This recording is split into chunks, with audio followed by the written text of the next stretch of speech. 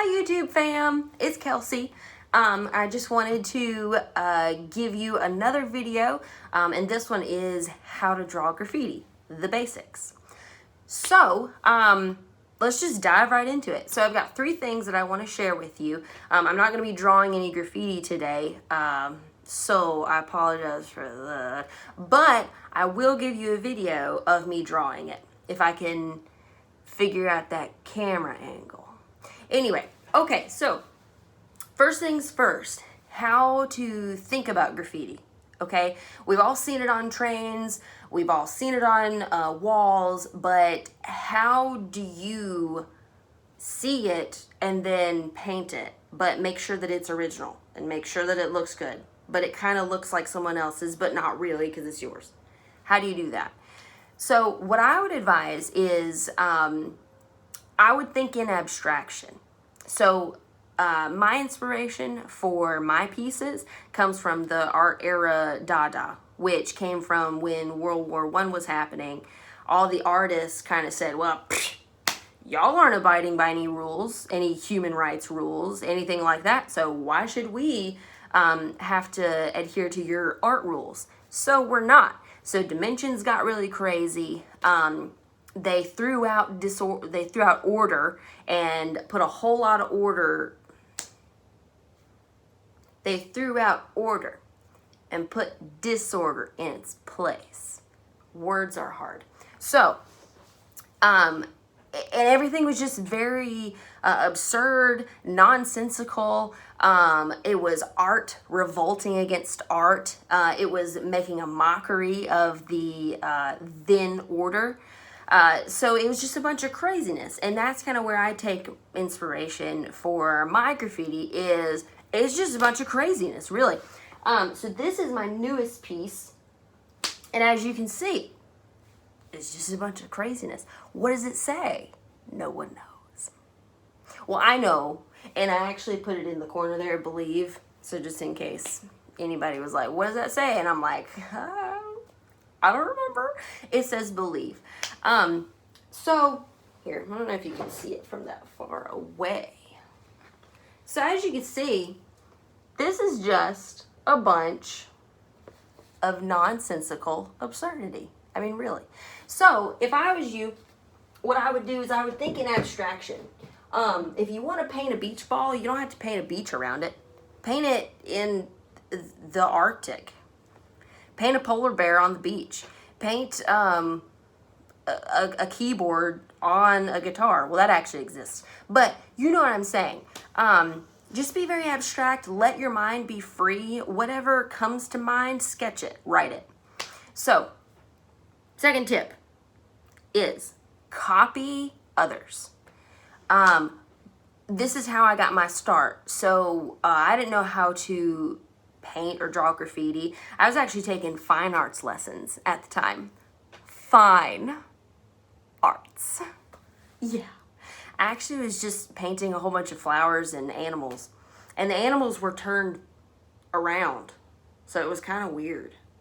I don't know. Anyway, my teacher, she's good. She's good. But when I asked her, hey, I think I'm interested in graffiti. Can you teach me how to draw graffiti? She was like, I've never found that very appealing.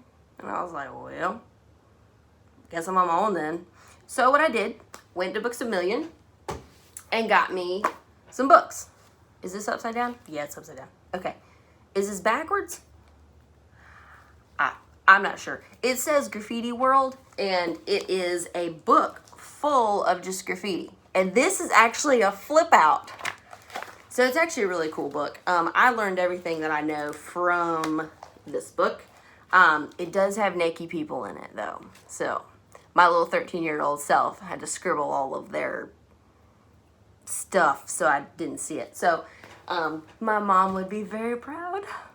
But anyway, so I would get a book like that. If you're drawing on walls or if you're drawing on furniture, I would get a book because I don't like taking a computer and a charger everywhere I go.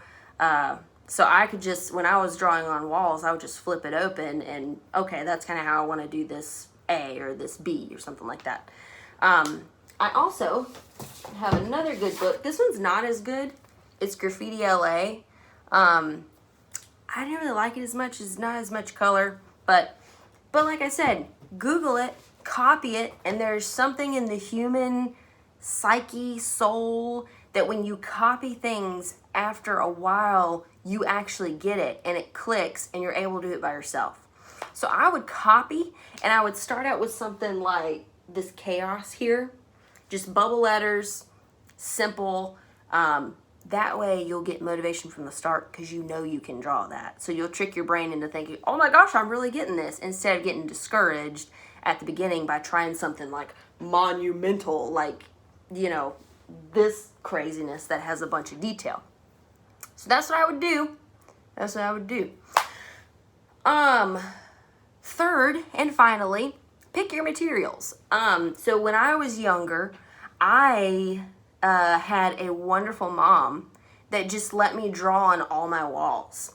So I drew on my bedroom walls, I drew on the bathroom walls, I drew on the closet walls, drew on all the walls. And it was super fun because it was acrylic paint. So it was just fun. And paint really, the acrylic paint at least, it really blends really well on walls. Really odd. Painted on the furniture. I painted the furniture. I painted everything. And, well, this is another story. Spray paint. Here's the thing with spray paint that everyone knows that I did not. You get incredibly high from spray paint. So, my mom's friend let me spray paint her shed. And I had spray paint. I felt like an OG. I was at the pinnacle of being a graffiti artist. I had spray paint. I was about to spray paint a shed. So I went out there, and I thought that maybe it was because I'm just not talented and I couldn't draw straight lines. No, it was because homegirl went out there with nothing on my face, no respirator, no handkerchief, no nothing, and got high as a darn kite, and then had to lay on the grass for like 15 minutes just to be able to see straight. So no, some graffiti guru is probably gonna get on this channel and be like, everybody knows you're supposed to wear a respirator, but I didn't because I was 14 and I was broke, and it felt like a real OG. So, if you use spray paint, yeah, cover your face. But some people just use paper and a Sharpie. It looks awesome. Or those Prismacolor markers, those are awesome too. They bleed a little bit. I mean, they're good, but they're expensive and they bleed a little bit. I like acrylics. You can control it. I mean, it's easy. I've done all of these on acrylic, and like, I mean, this turned out super good because the, I don't know if you can see, but I mean, like all that black outline, I mean, it was super easy with acrylics because you just kind of whop it on there, and if you screw up, then you can just kind of paint over it and act like it never happened, or you can not paint over it and be more Dada-esque. Do what you want. So, this video is getting long. I hope some of this helped. Next time, I'm going to be drawing something if I can figure out the camera angle. If not, I'll talk about something else. I don't know. So anyway, so I hope you enjoyed this. Like, subscribe. Don't subscribe. Be true to yourself. And I hope some of this helped.